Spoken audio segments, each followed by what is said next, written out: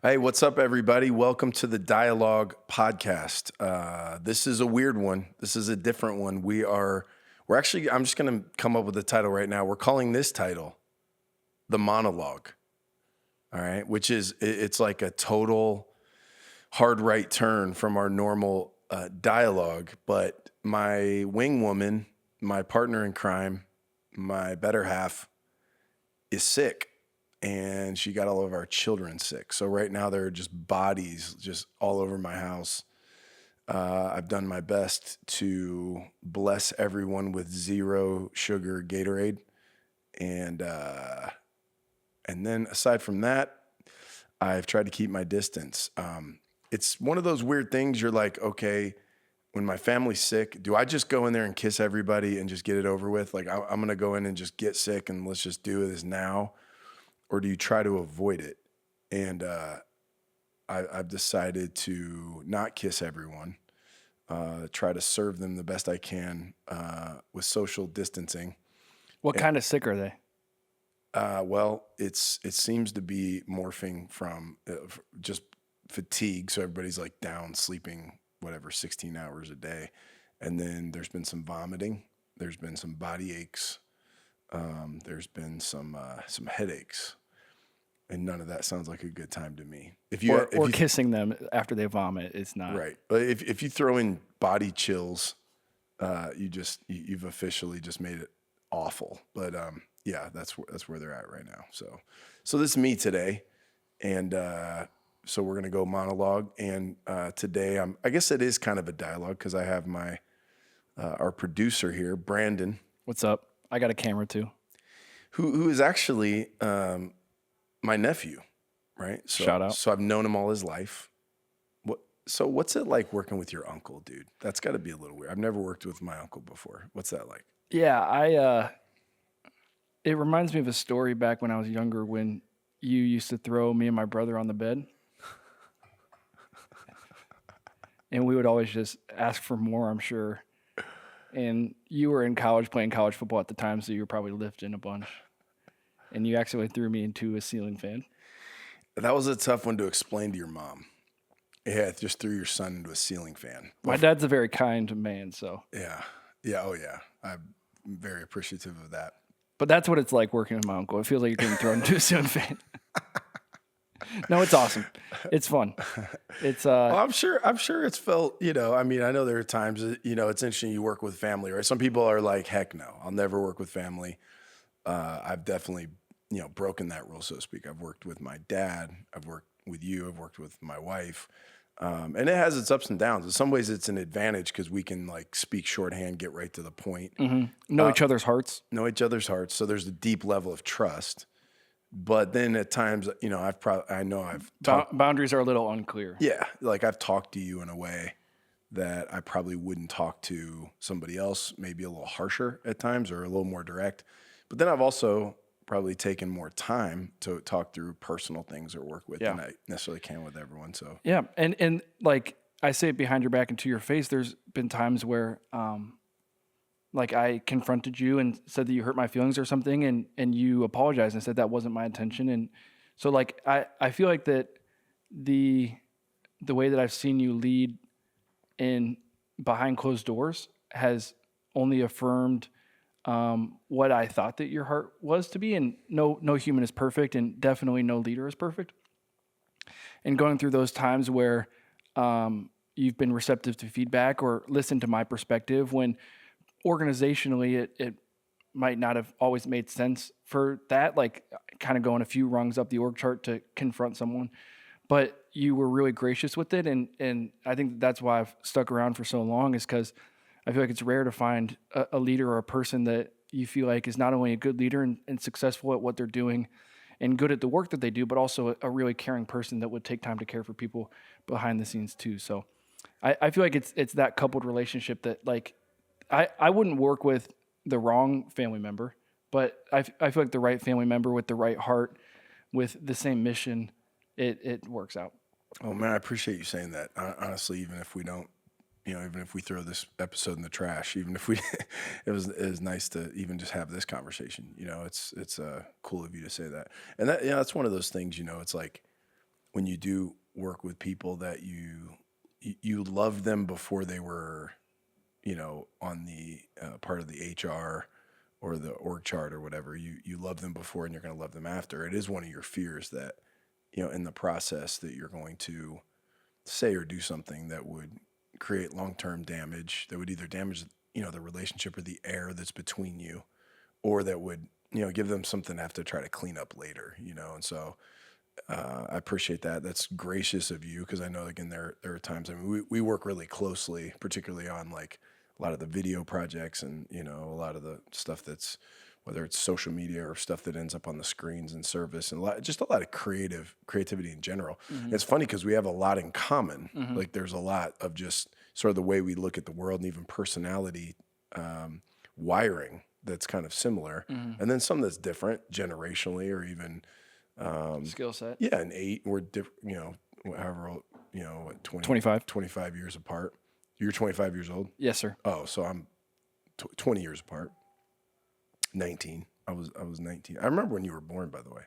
I remember when you were born. I'm sure everyone at home just wants to know the story, but it was amazing. No, I mean, I wasn't in the room for the delivery. Praise God. I was there quickly after. First haircut.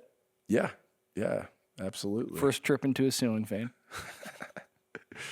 No, dude, I enjoy it. It's fun. And it works because, like, you're not my dad. Like, it's easier to, like, I feel like it's easier to work with family when it's not so close. Yeah. Like, we'll spend holidays together sometimes, but there's sometimes where, like, I remember the year before my kids were born, me and my wife were like, let's just take the holiday for ourselves. And then it wasn't like, you weren't like, why aren't you coming? Like, it was just like, if you need space, you get space. If you want to hang out, you hang out. Yeah. But it's definitely gotten better over the years. I had a lot of maturing to do when I first got into the organization. Yeah, you were young. You were very young when you first started. Like, you were pretty much right out of high school, or a year or so out. Right. It's one of those things too, man. It's like, you want to, people you care about, again, they don't have to be your niece or nephew or whatever, your child, but somebody you care about, you want them to develop. It's like, you've got this tension you have to manage between, I want to build a foundation of, love and care, to where it's like, dude, I love you even if your work isn't that great, right? So, well, also your work needs to be good. but it needs to be great. So like I'm going to ultimately affirm you as a human being, but I'm going to affirm your work based on how worthy it is of that affirmation. Right. So like I don't think I'm doing anyone a service to go, hey, yeah, that was great, when it wasn't, right? So you need to know, even though I love you unconditionally as a human being, and if you quit this job today, I'm in your life, for the rest of your life. But like, you need to know that, like, when I affirm that work, you stinking earned it, dude. It's because you did something good. And if you didn't, then I'm going to go, hey, this is, here's my view of this. This is where I think it fell short. This is where it could have been better. Let's talk about it. Well, that's what love is. Like, if you see an area that I can be better, and you're not calling that out in me because you're too selfish, because of the way that it's going to feel, whether you feel like that you could possibly hurt my feelings, or it's an awkward conversation that you don't want to, or it requires energy or an intentionality. Like, really, love is when you see potential in someone, being able to call that out in them. It actually reminds me, I wrote down a quote last night that I learned the hard way, that I feel like it's something that you've taught, but it's around the subject. Can I read it to you and get your thoughts on it? So here's the quote that I wrote down. Don't give someone feedback who's just looking to hear that they're doing a good job. And don't tell someone who's looking to receive feedback that they're just doing a good job. So if someone's looking for feedback, give them feedback. But if someone's looking to hear that they're doing a good job, don't give them feedback. That's what I learned the hard way. Is I gave someone that needed affirmation that they were doing good feedback, and it was not the right place or the right time. Good leaders can tell what someone needs, even if they're asking for the opposite. Mm-hmm. What are your thoughts? Yeah, no, I think it's definitely true. I mean, I think the older you get, the more you evaluate your life experiences, right? You start to fine tune that sense of what is somebody looking for when they're asking you for feedback. So, for example, you've actually been with me times to travel to different churches, different places, right? And so I might go to a church. Most of the time I go places I at least know the people a little bit. This isn't like my first time meeting them. And so it's kind of a vulnerable thing when you welcome a person in, because they're coming in getting all these first impressions, and this is somebody you might see another context. And like, what you don't want to do is have them come in and not respect the work you're doing or whatever. But it's always unique because you have a unique set of eyes. You have a new person that's coming in that can give you some feedback. So anytime we have a guest that will come in, I'll ask them like, hey, give me your, what was good, what was bad, what was missing, what was confusing. I try to like, harness that feedback as best I can to gather it, because I think it's just really good data to help us, to get better. But a lot of times you go to places like that and you can sort of tell the people who are really just hungry to like get 1% better. And so they're asking like, for help, you to help them zero in on blind spots. But then others, it's like, you can just tell, dude, they're just beat down and they just need encouragement. Like they may be feeling insecure, or they may, they just really need encouragement. So, it's not always like crystal clear depending on how well you know them and how they ask it. Mm-hmm. But I always like want to be very careful, because if I show up to a place where somebody is already sort of discouraged and is already, feeling like beat down and they're not doing a great job, and then they're like, hey Greg, what was your perception? And I hit them with the 5 imperfections from the service. Like I didn't serve them well, right? And so it's like, what role do I play in their life? What are they really looking for? So I might ask 2 or 3 questions. I might start with a couple affirmations, ask a couple questions, just to kind of see like where are they at. And if it's like, maybe I can just tell emotionally where they are. Mm-hmm. I'm gonna pull that like I'm not gonna throw that out there, right? Because it's just not, it's not going to land, right? It's like, how much truth can someone stand in this moment? Right. And a lot of times people, I think, know the areas that they need to get better. And they might just need to hear that they're doing a good job, or even just advice on, hey, here's how I would solve that problem. But it's largely not helpful to come in and just start listing things that are wrong. Yeah. Especially if I don't have a lot of relationship, like, so we've only had a few substantive conversations, and the one I'm going to really get truthful is on criticizing you. Like that's just, I'm probably not going to do that. Like in one of those contexts, right? Like I would be more likely to go see it as my role to maybe bring something to the surface that they're doing well, that's sort of been out of sight, out of mind. Like, a lot of times you start taking for granted the things that you're doing exceptionally well, because you're just comparing yourself to yourself all the time. And so it's like, I'm able to come in from the outside and go, hey, I don't know if you fully appreciate how well you guys are doing in this, or that was, excellent. Like I go a lot of places, like not everybody does it like that. Like, great job. So to me, I go, that's probably in that context, more of an opportunity for me to give them some encouragement in some areas they probably just stopped notching up as a win. Now, if it's somebody I'm working with closely, like let's just take like you and I, for example, or a coworker. Okay. Like, yeah, I think you get to know the person really well. Maybe it's even, again, your own family member, your wife or your husband or your kid or whatever, somebody you're close to relationally. And you're kind of trying to sort of decode a little bit them asking for feedback. What are they really truly asking for? And how do you kind of help meet that need? Yeah. Sorry, I had a lot of thoughts go through my brain. This specific equation or situation, and she would be fine with me saying this, was with my wife. And she wasn't even necessarily, she asked like, how can I support you better? And I basically gave her a list of things that she could be doing better. And it like, how'd that go? Well, I ended up with this quote: "Don't give someone feedback who's just looking to hear they're doing a good job." So this is your quote? Yeah, no, I mean, it's not like a profound quote necessarily, but that like it was a thought that I had come to my mind that I didn't want to forget. And in something like that, you might go, give me a second to think, and maybe you come up with one thing instead of like 6 things. Yeah, I think I was just like I was tired and I was just kind of venting. Right. Like I was just like, well, I feel like you could. Our boys have been going through like a sleep regression, so they're like waking up multiple times in the night with bad dreams. We're trying to support them through it. We're getting ready to move, so like we just have a lot going on. But the conversation ended by me just saying, hey, do you know what? I'm sorry. I should have started this conversation by saying, you're doing a good job supporting me. Mm. And I listed the things that she's doing. You did this, and you did this, and you did this. And that was really helpful to me. And I know that you're tired too. And so I think that we're doing the best that we can. And I think we're doing a pretty good job. And that was basically how the conversation ended, because then she was just, I think that's what she wanted to hear and needed to hear. And it is true. I wasn't lying to her or making it up. Mm-hmm. But I think that my flesh got in the way, and I'm tired, and so I had a list of things that she'd probably do. But it's not even, like it's minor stuff that's not even significant. Yeah. Well, I remember I read a book one time. It was called Thanks for the Feedback by, I think her name was Sheila Heen. I think is her name was Sheena or Sheila Heen. And in the book, it talked about, we have these two core desires as a human being. And one is we want to be loved unconditionally. So you want to be loved, no matter whether you're killing it at the job or not, whether your work is succeeding or failing, you want to just be loved as you are. And then the other is we want to get better. So we want to achieve our full potential as a person, right? Self-actualize. And so you have those two. When you give feedback, it comes in conflict with those two things. One, I want to be loved exactly as I am, so that feedback could make me question the unconditional love, so to speak. But then the other piece is it helps me get better at whatever it is I'm trying to do, whether it's being a husband and father or an athlete or a professional, whatever it is you're doing, communicator, content creator, whatever, right?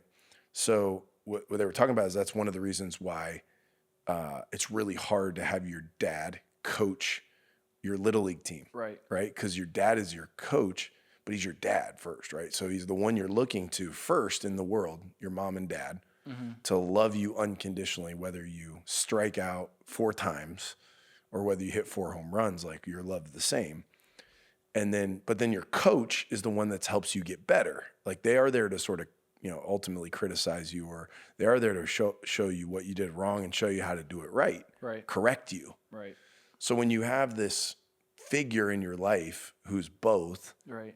it's confusing because you're like, okay, when he's, ultimately criticizing me over here, does this in some way, it might sort of uproot the unconditional love thing in your mind, right? I remember seeing a thing when with Deion Sanders and Shador where they would take a walk from the 50-yard line and touch the goal line and then walk back to the 50-yard line before every game. And I heard him say that their rationale for that is we walk from the 50 to the goal line as father and son. And the moment we hit the goal line, we're coach and player. And it was like a ritual that they had, essentially recognizing, what I just described. Hey, as your dad, I love you unconditionally, but as your coach, I'm going to tell you what you did wrong because it's my job to make you better. And so with trying to not blur those lines, that tapping of the goal line became that moment in time where they go, okay, we're flipping mentally to where when you coach me, I'm not going to get offended as a son. You see what I'm saying? Yeah, it's interesting because I feel like I hear people talk about like, man, growing up, my parents just had such high expectations in whether it was sports or academics, and they feel like that they never lived up to the expectations. And it seems like possibly that the parents either didn't do a good job at figuring out what the kid needed in each moment. Do they need affirmation or do they need coaching? Or even just articulating to the kid the affirmation or separating it. What do you think? Well, I think it gets muddy if you never have the conversation around drawing lines. So if you're kind of just like I think again back to that example of Deion Sanders and Shador, they apparently were eyes wide open about those dynamics, and they ultimately drew very clear lines. And so I think a lot of times with parents, and again, I think it matters kid to kid how much they're able to keep all of that straight in their head and their emotions. But probably a lot of families may or may not. I don't know. I'm not in everyone's home, so I don't know what their conversations are. But to draw the lines that clearly and say, hey, when I'm having this critical conversation with you, it's because I'm serving you by helping you to achieve your God-given potential and coaching you in that way. It has absolutely nothing to do with how much I love you. I love you. If all you do is fail for the rest of your life, I'm going to love you exactly the same as if all you do is win. Like, to be able to draw it that clearly. Yeah. And to have some sort of mechanism to where we can kind of frame our minds around what are we doing here right now? Is this a coaching moment, or is this a dad mom moment? And I think with your spouse is similar, right? Yeah. Like obviously the dynamics are different between husband and wife than it is parent to child. Right. But in the same way, like I'm looking to Shaylin for unconditional love. I certainly want, she has a unique vantage point and she's coached me up over the years. She's given me Right. lots of advice, but I've also asked for it because I really respect her opinion. Shaylin's the type, if I didn't open that door, she would not offer that because she doesn't particularly love being criticized, particularly by people she loves.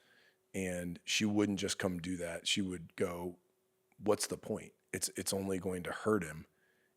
Even if it's truth, if he can't stand it, if he's not receptive to it, then, all I did was, hit him upside the head with truth, and he ended up concussed. Right. He didn't receive it. It didn't absorb in.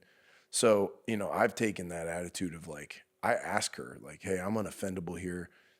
Shoot me straight. Like, what do you think about this? How this came off or that came off? And it's been a huge part of my development because she is so insightful and smart, and she always delivers it in a good way. But I think a lot of times, again, with husbands and wives, depending on where that person's at in that moment, how receptive are they? The fact she asked for it, you've got to be really careful that if you hit her with 7 things she's not doing or could be doing that she's not doing, now it sounds like, dang, dude, I just asked for a little bit of feedback. You hit me with a deluge of failure. So I'm walking away going, dang, I didn't know I was doing that bad. And it almost might subconsciously discourage her from asking you again in the future, because now you sort of trained her that, like, dude, if I ask him this question, I'm gonna get more than I bargained for. So a little bit of discipline maybe on how to answer it.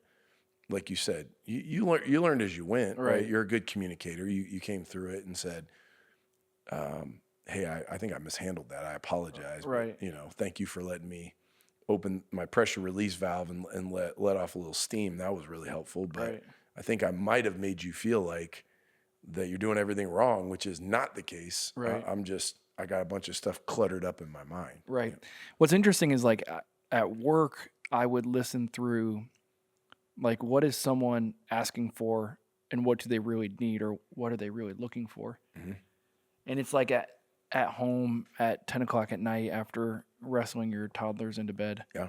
You let the guard down. Yeah. And like, even as you're talking, like Dion walking to the goal line and then walking back, like I'm thinking like setting boundaries and saying like, okay, so feedback conversations, like we were getting ready to go to bed, sitting in bed, like maybe they're had in a different, like to just set the expectation, like, okay, so feedback conversations aren't going to be had sitting in bed at night. Like if that's even necessary, then, or I guess what I'm trying to say is like creating an avenue for it or something. Like, do you guys do like plan out your year or plan out your, like look at calendar, but then also like look at like, how can we be doing stuff better? Like, is that part of your rhythms that are, I think what I'm learning as I'm doing more leadership stuff at work, like I'm starting to realize like, wait, why don't I do this stuff at home? Like, so if I'm planning out calendars at work, why are we not doing that at home? Or like even, not that home that you would call it like a performance review or something like that, but to do like a check-in, like we do seasonal check-ins at work. How are you doing relationally, spiritually, emotionally, physically? Like, why don't we do stuff like that at home? Like, is it too formulaic or like corporate? No, dude. So it's funny. Shayla and I did a series years ago, probably before you got here. And it was the Till Death Do Us Part and Till Death Do Us Part 2 the next year. But we talked about the family as an organization. And I actually shared that concept. I was like, most people plan out weddings with tremendous detailed accuracy, and the thing that's best planned out is the wedding. The thing that's not really It's the marriage. well organized and planned out is the marriage. Right. And the marriage is really the thing that needs organized. And so I had a similar sort of epiphany that you had. I'm like, man, I put all of this intentionality into mission, values, cultural behaviors, core values, like all this mission statement, strategy, processes, creative process. We organize the church in seasons. We have top 3 job duty. I mean, we have all this stuff organized in our business and our church, not our business, but our organization. Right. And in our home, we're just kind of winging it, communication. Oh yeah, hey, I forgot to tell you, I'm flying to Atlanta this weekend. It's like Thursday. Wait, what? And so I realized, like, man, we don't have good systems, processes, and internal communication at home. We're winging it too much. So Shayla and I sat down and like had that conversation. She was like, yeah, like let's do this. So we were totally aligned, the two of us. But we really started the same way we organized the church: cultural behaviors, core values, mission, and then even organizationally on the 3 seasons a year, so 4 months at a time. We just started organizing our family the same type of way, having the same sort of internal communication mechanism. So like, yeah, we have systems and processes for that. Like we'll look ahead 2 seasons at a time. We'll meet with Shaylin and myself. We'll meet with my assistant Bethany. We'll look at the calendar so that nothing slips through the cracks. We compare our calendars professionally, personally, all this stuff. And what are the... Do you plan rest? Yeah. Well, yeah, I plan weekly rest all the time. And then our vacations, our trips, all that stuff is planned out seasonally. So you're saying like big time of years coming up, Easter or That's something, you're going to rest before or after or both? A little bit of both, right? So you take a little vacation in a few weeks before Easter? Yeah, so here's a good example. So my wedding anniversary and Shaylin's birthday are both in March, right? So it's a few weeks before Easter. So the last few years, we've actually done short trips. So we're not going to go away for 2 weeks right before Easter. It just doesn't make any sense. Right. But we also don't want to just defer it into like, hey, yeah, we'll do something for our anniversary in May. Like we don't want to push it back that far. So we'll do like a 3-day midweek in March. So we have a trip planned this year. It's already booked, already planned. We booked it end of last year. Got it. Yep. And you probably will do it next year. Yes. And then we'll do something afterwards as well. Because again, it's a finish line. You're kind of pushing a lot of pressure, a lot of stuff pulling together, and you go, hey, we'll have something on the back end as well. And what we found too is you don't necessarily always need these 2-week long trips, whatever. A lot of times Super expensive. Expensive, dude. Most of the time you're like, at least for me, I'm like, all right, dude, I'm ready to get home. Like, so I personally, everybody's different. So I'm not trying to assume this is true for everyone. But for us, 3 days, 4 days, like, right. Especially if you're not doing a ton of traveling, it's like direct flight. You look forward to it for 3 months. Heck yeah. You talk about it for... Yeah. And the other thing too, again, is the older I get, the more I notice like January, February, March, it's very gray generally. Seasonal depression. I feel it, like I do. So the idea that I'm like, hey, I got something to look forward to, something coming up, it gives you a little bit of like light in the, at the end of the tunnel in the work that you're doing. So yeah, no, we plan all that out because otherwise what happens is schedule fills up, you get busy, you look up, it's been several months, you haven't done anything. You're like, dude, I just need a trip, man. I just need to go see, I just got to go put my toes in the sand. And yet, the calendar's already filled up, so. What did you guys do, like maybe back when the church was planning when like you guys couldn't really afford stuff like that? Well, a few things. One, we did it wrong. I mean, we absolutely did it wrong. We just worked until we fell over, and then we just laid there. Like, I mean, essentially, like it was like not smart. It was just we just grinded it up until we were like, it was like driving your car. I think I've said this before in the podcast, but it was like driving your car till the gas runs out, and then you're on the side of the road calling AAA. That was sort of how we did it. So we didn't do routine maintenance emotionally, with rest, with joy, leisure, pleasure, that type of stuff. It was just we were just surviving and pushing hard. So, but we did things again from when money was super tight. It's gonna sound funny, but we bought a tent. Shaylin bought a tent. Her family were like campers. My family was not campers, but we became campers because it was cheaper. So we bought a tent. We went tent camping. Did you have kids at that point? Yeah. You brought them with you? Yeah, absolutely. We did. And what's funny is actually when Ella was like 3, again, we couldn't really afford to do much. So I took her to a campground for her birthday, and which her birthday is in October. And so it starts to get cold here. And so I would take her tent camping for her birthday when she was like, I want to say 3 or 4. She had so much fun. Oh yeah. We went out in with a air mattress, and a bunch of blankets and bundled up, and we used my laptop and watched a movie, and then she would fall asleep on my arm. That's all she wanted to do till she was like 15. Is she just wanted to go tent camping. Like it became like a family tradition, frankly, because we just couldn't afford to do anything that I would have thought was cool, but it became one of the coolest, sweetest memories of my entire life. That we did Kids for like just want 10 you to years. look them in the eyes. Yeah. They just want to spend time with you. I mean, we go out to this campground, we make a fire, roast marshmallows, whatever. I would take her out like on a Sunday night, and I would take her out a half day on Monday, the week of her birthday. So I got done preaching on Sunday, whatever. We'd head to this campground.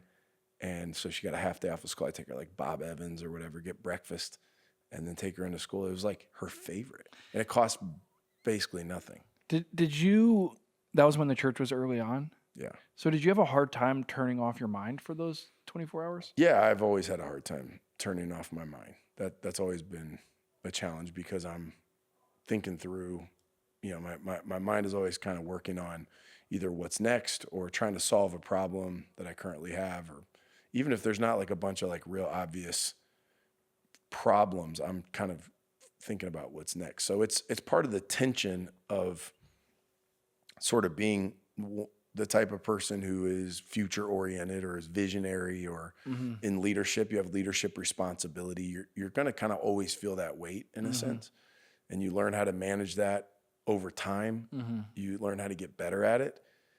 In that, some of it is just maturity. That you're like, yeah, those years every time I went away, I thought everything was going to implode, and I got back and actually it was just fine. It wasn't as bad as I thought. It's like you start to just kind of cool out a little bit. And just, that visceral fear starts to, subside over time. But I think you're always, even to this day, I mean, yeah, I'm always thinking about, the projects we're doing, what problem are we trying to solve? How can I support this organization better? I have a weird job in that every 7 days I have Content. to stand up and talk for 35 to 40 minutes, and it needs to be accurate, and it needs to be helpful, and it needs to be well put together. So, my mind will, if I just leave it alone, if I just lay there, or sit there, my brain will start cranking on that. And that's ideas I need to capture before I lose. And so, yeah, some of that over time is just learning how to manage that and get better at it. And I think the faster life goes, the longer life goes, you start to really appreciate, like, you know what, I really need to square away with my daughter here and my wife. Or So can you compare, like, I'm going to guess before these building projects, we had the lobby in 2020, but then in like 2016, we moved to this location, which would have been a big undertaking. Can you compare maybe like how the Nexus Now building projects that we're doing now, and you're managing a lot of that and a lot of the stress of it and planning of it? Can you compare how that feels and maybe lessons that you've learned to the lobby project that we did in 2020 to the building project that we did or when we came here in 2016? Like, does it feel the same internally, or does your perspective different, or do you feel like you've learned lessons? Or yeah, it's interesting because I had something recently. I called and apologized to a guy who I think I overreacted to a situation with him years ago. It's been a long time at this point. But it just kind of came into my mind, and I just felt like I was supposed to call him and apologize to him. So I did.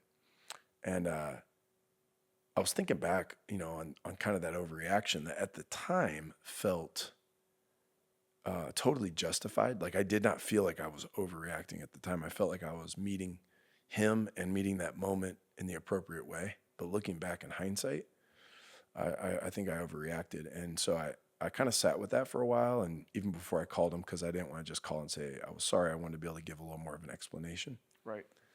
And so I was thinking about in that season of time, our church was really doing well. It was succeeding. It was growing. And, we moved to a new, we were able to secure and buy a building, and that was a big risk, and and it worked out. God blessed it. People showed up. We were able to grow into it and all that good stuff. And so you would think that when you succeed and you take a risk and you live to tell about it and things grow, you would think it would lead you to more confidence, more security.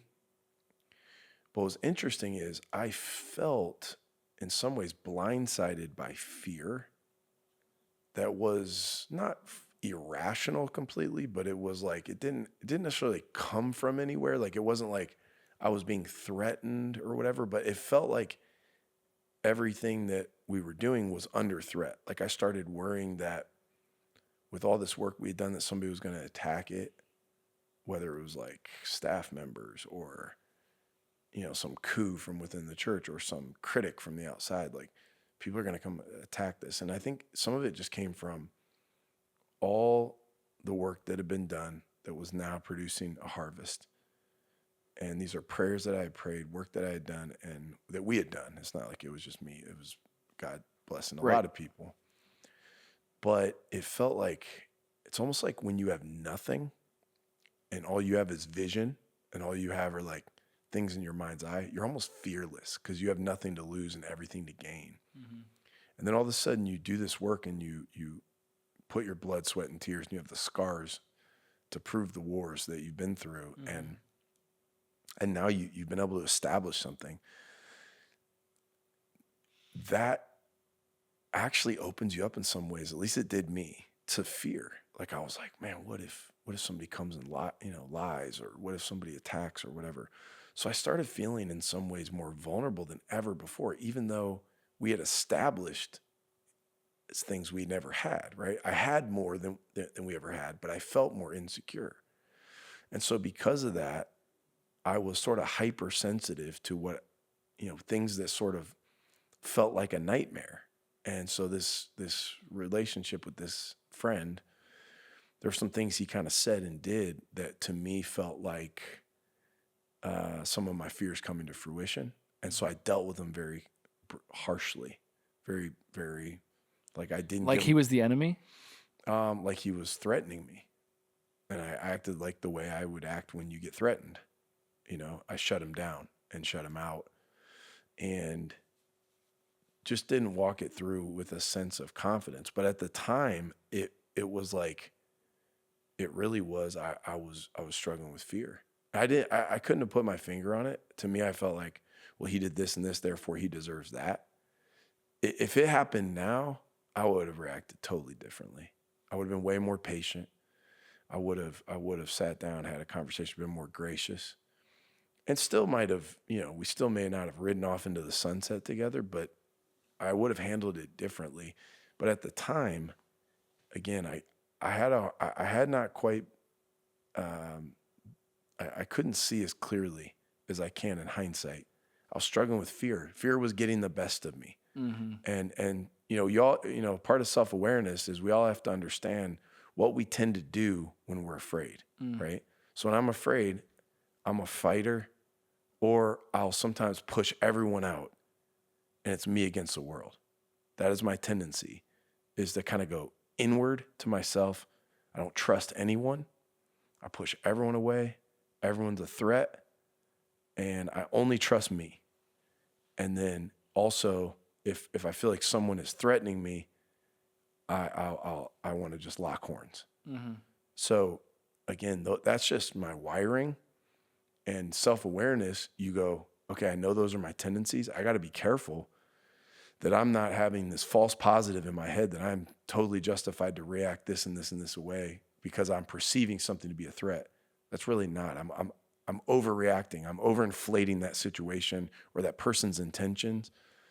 So to your question about every season, from then till now, it's been, each one of them, our church has, grown. It's grown numerically. It's grown in terms of, physically, like our property. But it's also grown in terms of our impact. We've been able to reach more people, serve more people, help more people. So it's not like, black and white. It's not like good and bad. It's not like, it's very complicated sort of in the experience, because in a sense, yeah, it feels like you have this sense that you're doing the best work of your life, and you're doing more, and God's blessing it. So there is a sense of confidence that grows with that. But at the same time, it does feel like, man, the pressure or the responsibility feels like it's getting bigger. And, and again, you have to just keep maturing in the way that you look at it. So do you think that you're able to handle it with more grace now than you were in the past, even though that the load that you're carrying is bigger? Or not? Yeah. Do you not always feel like that? Yeah, I do. I'm not saying I'm batting 1,000 or that I'm not for still sure. prone to, an overreaction or having fear sort of. For sure. Because Get I the feel like best I've noticed it. Like leading, and I work really closely with you and know you really well, so I probably notice it, things that other people don't notice. But like it's like leading from a place of a little more freedom, and it shows with, and I think you've always been very gracious, but like a lot of grace and a lot of patience, and not complacency, but like finding teetering on that balance a little more. And I've been thinking, like, man, what is, like, is Greg just getting old, or but so how do you replicate, like, what is that journey? Is it prayer time with the Holy Spirit that has been changing that inside of you, or is it counsel from people around you that have been calling out the areas where you can get better? Like for someone at home that wants, or for me sitting in this chair, that wants to continue to grow to be the best version of myself and more like the Holy Spirit every day, like how would I replicate that? So let me process my experience real quick, and then we'll see if we can sort of put it, In bullet points? yeah, best I can here. So I think some of it is the fruit of just my time in God's Word. So I made a scheduling change and in terms of time management change a few years ago, because I really wanted to be able to have more time where I was studying and learning in the Bible. And so a few years ago, I actually, we brought on like a part-time researcher and collaborator who I work with. And what our rhythm is, we'll do about 10 to 12 times a year. We'll do like a study retreat. So 3 days where we just study the Bible. And studying probably isn't the right word, because we'll look at, the Bible as literature and history, and we'll dig deep into maybe texts that we kind of knew. It's like exploring is maybe a better word. Yeah, for sure. It's like, it feels like you're going on this like hiking trip, like journey through these passages that I kind of knew about and I've known enough to talk about, but not really sort of going way into it. And so we'll go way in, and because we really work from like sun up to sundown, like it's all day, and it's actually quite exciting. Like that's my favorite work. I don't get tired. It feels like a retreat. It feels sometimes more restful than a vacation. And that's I'm not being hyperbolic. Like that's true. Like I feel so energized by it. I feel really connected to God. You come back in the office like your eyes are wide open. Yeah, You're like, truly. let me preach the next 6 months to you, and everyone's like trying to work, and they're like, okay. No doubt. You're just so excited. Yeah. So, I mean, I'm doing that 10 to 12 times a year. And then we, for a few hours, 2 times a week, we'll just keep refining that down into what ends up, coming before our church. That process certainly, I think, has enabled me to serve the church better with, messages that are helpful and that are biblical. But it's also just been formational for me as just a human, because the process of getting to those answers or pulling that stuff together, it's like what happens when you train to climb a mountain. You become healthier, like you get in better shape. Like you're not just talking about climbing a mountain, you're like going and climbing the mountain. So I think that's been big in terms of just shaping, how I show up in the world as a human being, and whether it's a husband or father or leader. And so I think that's been big. I also think like the whole our journey with autism, with our boys, particularly Hudson, who's just been really, really difficult a lot of the times, very difficult to parent. And it's like, I was telling Shaylin a couple of years ago when I took like a few weeks off and just took some time to rest and do some deep thinking. It really hit me between the eyes. It was like, Hudson is the first relationship that I've had that I can't quit, even though it's like not going well. So it's like every other relationship, like, let's just take you and I. Like, if this relationship wasn't going well, dude, I'd fire you. Like, I love you, but I would fire you. And it would be like, You don't have to deal with it anymore. and vice versa. If you're like, dude, I'm sick of this guy, you come to me and go, hey, Greg, love you. Thank you for being my uncle. I'm out of here. And we've had those conversations. Yeah. Like we've talked over the years and been like, man, is this just something that isn't working out? Exactly. And we decided to stay and fight through it, and I'm glad we did. And Yeah. someday in the future, we'll probably have another one of the conversations. But the point is with Hudson is you can't have that conversation. No, it's like, yeah, if I have a problem, if I have somebody I have an issue with, it's not working, we try 3 or 4 times to try to make it work. Is we breaking through? If we're not, then it's just like, hey, you know what? You go your way, I'll go mine, no hard feelings. Hudson is like the first relationship that's been consistent struggle that I can't just like. It's like failures being forced down your throat. Yeah, dude, it's like, it's there, right? And so I feel like I'm not good at this. My instincts aren't right here. And he's, just being honest, like he makes life harder most of the time. Like, and it's not his fault. So he didn't ask for this. So I have tremendous sympathy. But the truth is, day in and day out, when you're dealing with it, it's still hard. And you feel feelings about your child you don't want to feel. So that whole process of not being able to just fire autism, to not be able to just quit autism, it's in my house every day. I have to deal with it. That has done a work. It's like the thorn in the flesh in a sense. Like he's like, God, Paul says, I prayed multiple times, God, would you remove this? And he said, I'm going to leave it right there. My grace is sufficient. My power is made perfect in weakness. And so this journey for me has probably taken me to some places on a personal, formational, spiritual, emotional level that could have only happened through something, something like that. So I think the combination of that, some of these other things that I think has probably, caused my a little dynamic to my personality.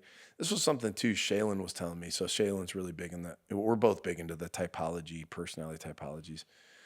But the Enneagram we've talked about before, Right. and some people think it's of the devil or whatever. It's fine. Yeah, who cares? One of the things, so when I first tested on it, I was an 8 wing 7. Okay, so 8 is like the guy who's It's called the Challenger. yeah, challenger. Like by nature, growing up, I was like a little bit of a contrarian, maybe a instigator. Like to challenge thoughts. If you say something in my mind, I'm trying to blow it full of holes. Like, no, that's wrong. Right. Like that's just my nature. Justice oriented. Yeah. Like kind of tough personality. Absolutely. I'll take up for, like, if you're mistreating somebody, dude, I'm definitely going to be the speak up. Like, I'm not going to take that. But if someone tells you speak up for them, you're going to say no. Yeah. I don't have to control people, but I don't want anyone controlling me. Right. So even that attempt, like, just, it hits me, it triggers me, right? So that what they say about that person is, if you're on a bus and let's say an elderly person or somebody who's handicapped, they get on the bus, you'll give up your seat. You'll be the first one. You'll hop up, like, here, take my seat. But if someone tries to take your seat, you're going to have to drag me off this bus, dude, with like 10 people, because I'm not giving up my seat, right? That's kind of my nature. The 7 is I was a wing 7, so that's an 8. The 7 is the adventurer, the bungee jumper, the skydiver, we got to go have some fun. The road trip. Pleasure seeker, yeah. So in my younger years, man, I was definitely more of that. They say, like, as you age, sometimes as you age, maybe even as you mature, your wing might flip from the other side. So from an 8 wing 7 to an 8 wing 9. And the 9 is the peacemaker. right? So what's funny is my first probably 35 years, I had no need for peace. I didn't need peace. I wasn't looking for peace. I thought peace was for like people who didn't want to achieve anything. Yeah, lazy. Yeah, like, dude, what do you need peace for? For what? You get peace when you rest in peace. One day you'll die and you'll rest in peace. Until then, just be as uncomfortable as possible. You know that. So I had no need for comfort. I really didn't want to surround myself with anybody who wanted to be comfortable. So that was not a value for me. It was adventure and results. And so over time, though, I think part of this formational process, I'm still absolutely result driven. I still want to, ultimately accomplish what I believe God put me here to do. But I absolutely have more of a desire for peace and to see peace among people, to be an agent of peace. I mean, we've been talking about this a lot in the series about shalom, which doesn't just mean that you don't have any conflict. To be very clear, peace and shalom doesn't mean that we don't ever disagree or that we don't ever have tough conversations, but it's finding peace with yourself, finding peace with the world around you, the very best you can, finding fulfillment, fullness, security, all of those type of things. So as I've gotten older, I have absolutely developed more of a desire for peace around me and to be a peacemaker in the world. So yeah, where did that come from? Some of it might have been maturity. Some might be old age. Maybe my testosterone levels are going down or something. But I think a lot of it really is some of the formation of the transformation of the Holy Spirit related to his word. The deeper I've gone into that, the more I've seen that, the more it's shaped me. And then some of my life experiences too that I think have drawn it out. Yeah, that's awesome. I have a question. We have 12 minutes until your next meeting. All right. Which I have so many more questions, so maybe we need to have a monologue part two. Maybe Shaylin will get sick again, and we can. It's gonna come out every week. It's Shaylin. Get well soon. It wasn't me that made you sick, Shaylin. Give me grace as I try to articulate this. You talked about one of the things that was really restful for you was this flow state. You didn't use that word, but I've heard you use it before in studying scripture. And the series that you're in, Cover to Cover, is really teaching the church on how to kind of go through that process in themselves. But correct me if I'm wrong, you've always kind of been a reader. And so reading has been really challenging for me my whole life. Like my mind feels very math and science and not really reading. In fact, sometimes I've talked with professionals on am I a little dyslexic or it's just been really challenging for me. And so reading the Bible is really hard for me. It's hard for me to read something that I don't understand too. But sometimes I feel like I read a full page and then I didn't even wait, did I even read that? Or my mind was zoning out. And I found ways to really build my relationship with God. In other ways, we've talked running or even just kind of meditating and praying. But I do think that there is this responsibility with scripture to be able to understand that. And so my question is do you think your relationship with the Bible could be everyone's relationship with the Bible? Could everyone get into a place of the way that you feel about it where it's like a flow state? Or for someone who might not have the same gifting or the same wiring mentally as you do, the relationship with the Bible might look different, but I'm sure that you would say it's still important to have that, to read scripture and to digest it and look through it. Do you have thoughts? Yeah, so yes, I have a lot of thoughts. So a few things. One, throughout this series, I've tried to offer some different resources that I think would help with that. So don't beat yourself up over that at all, but also don't just throw in the towel around hey man, I don't love to read, or sometimes I have a hard time retaining, especially when you're looking at a book as complicated as the Bible. It can be a little demoralizing. You just read a chapter, you're like, I don't even know what to do with that. Where do I even start? Right. So, that's it's not wrong. And so that's why I've tried to encourage some of the resources. So for example, that book, How to Read the Bible for All It's Worth, and then How to Read the Bible Book by Book, those help you to be able to go, hey, even though I'm jumping in the middle here and I'm opening up, the book of Ephesians, I see where this fits in the meta narrative, so that at least I have a little bit of a center of gravity around what I'm reading. and then some of those resources that you can look at, and it'll help, give some background, help give you an idea of how to approach this, so that you don't feel like you're just sort of like turning on an episode of a show that I have no idea who these characters are. I have no idea what's going on here, right? Do I need to finish that book, How to Read the Bible for All It's Worth? Do I need to read that cover to cover before I can dive into the Bible, or can I like read chapter 1? I mean, I would encourage you to, based on what you just said about kind of part of your frustration, because What about an audiobook, by the way? So this is an interesting thing to think about with audiobooks. So when researchers have studied like auditory learning, or people that listening to content instead of reading it, what they found is retention goes down based on your mastery, or up or down based on your mastery of the subject. So for example, if you had pretty good mastery already of video editing, right? Like, so you're an expert in video editing, or making video content, or making content, or storytelling, or storyboard, whatever. Like, you just know a lot about that. You've done a lot of work, so you have mastery of that subject. If you went and listened to something on that subject, you would retain a lot, because you already are super familiar with that subject. So they could go into nuance, and they could go into like granular stuff, and they wouldn't lose you, because you'd pick it up, because that's already really, really familiar. If you weren't, you would have a hard time retaining on an auditory level. So for example, somebody that knows a lot about the Bible, that understands, has been in it for a long time, when they're listening to something that's granular, they're listening to it, they're going to retain more, because they already have mastery of the subject. So again, I'm not saying don't do that. It may be a good way to redeem your drive time or something like that, but it might be worth going, look, I'm going to take a book like reading the Bible, How to Read the Bible for All It's Worth.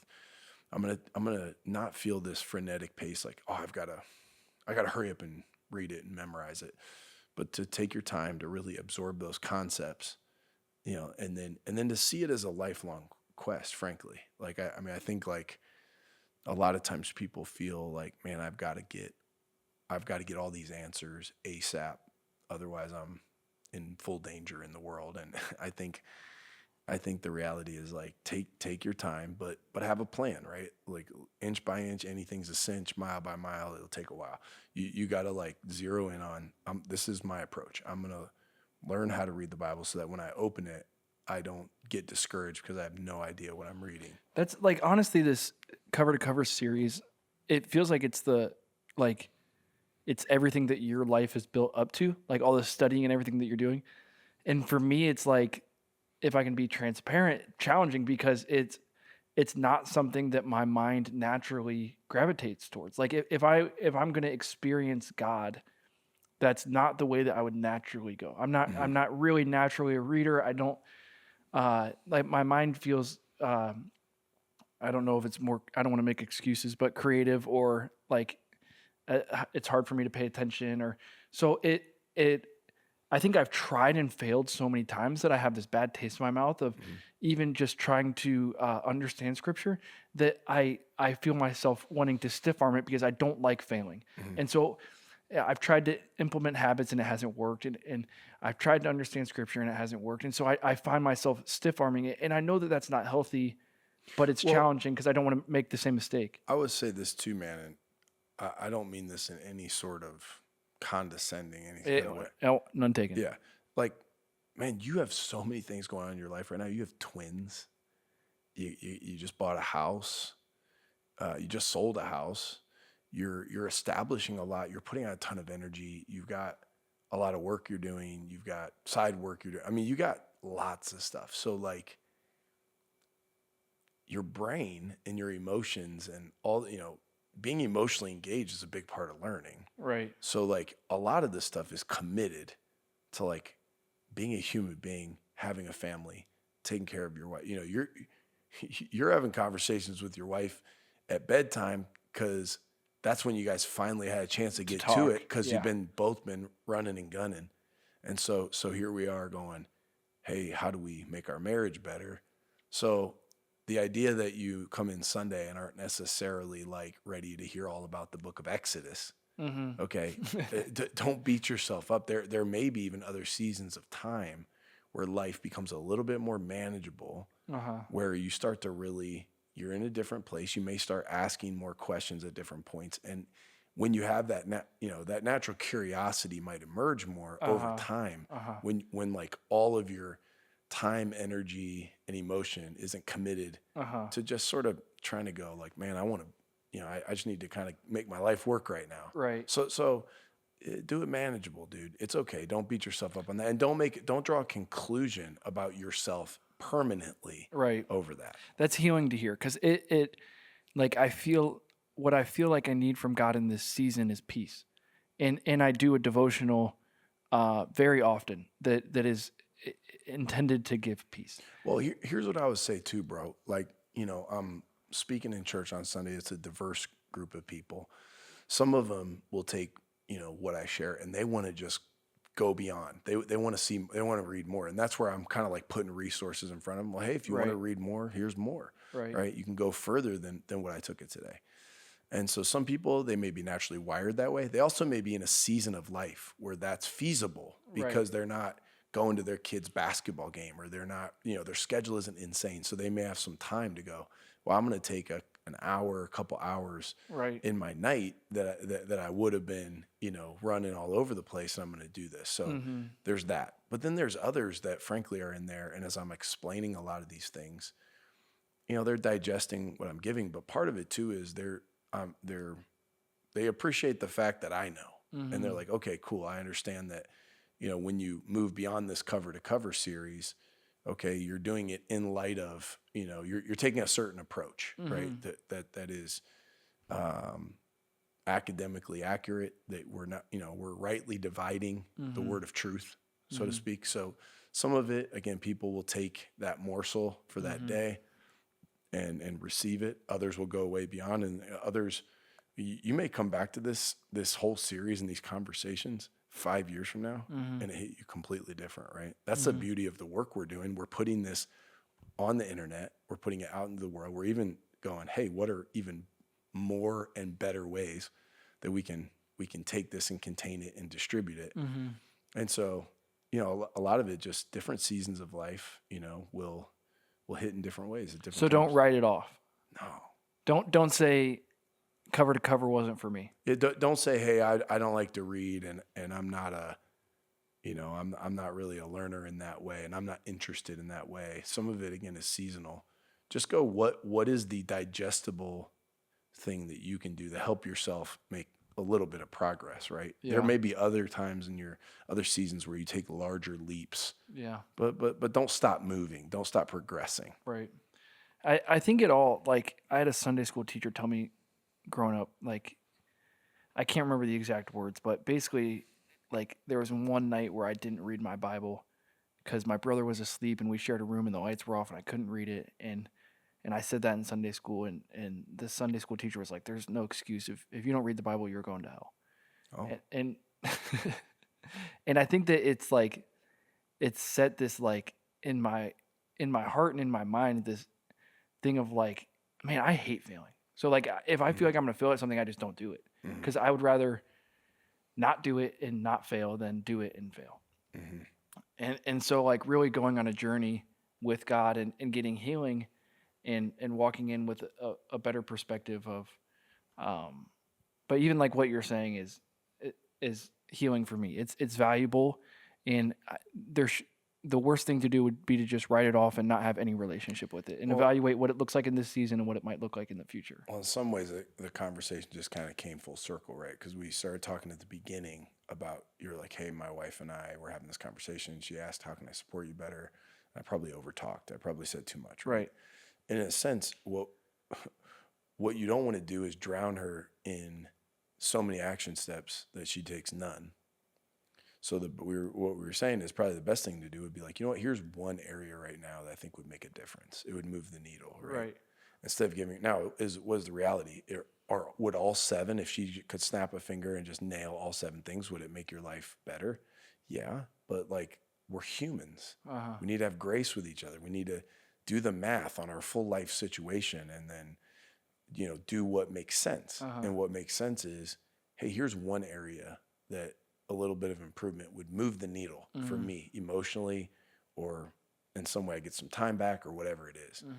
And so in the same way, again, you look back and you go, yeah, maybe there's a bunch of areas that you know, long way that you want to go, but what's one thing? And just like you wouldn't want to make her feel like a failure because, you know, 7 things aren't attainable right now. You don't want to feel like a failure because you don't know the Bible as well as you want to. But if you think of it that way, just like for her, she might be likely to take no action because you gave me 7 things and I'm overwhelmed. And now I'm discouraged because I feel like a failure of a wife. In the same way with your relationship with God and his word, I don't want to go, well, I'm so far away, why even try? I feel like a failure. You want to go, no, here's one thing I can do that will help me, you know, that will move the needle just a little bit. And that's fine for this season of my life. And you feel like a great step would be that book? Yeah, I think so. Well, give it a shot. To, you know, read the first chapter. Tell me what you think. You know, I mean, set some kind of goal. I'm going to read a chapter a month, something like that. You know, short-term habit. Yeah. Well, if this was helpful for no one else, it was helpful for me. It was good talking to you, man. I appreciate you, dude. I appreciate you too. I love you, dude. Thank you. Love you too, man. This is like our car conversations, but we just recorded it this time. Good stuff. Talk to you later. All right, see ya.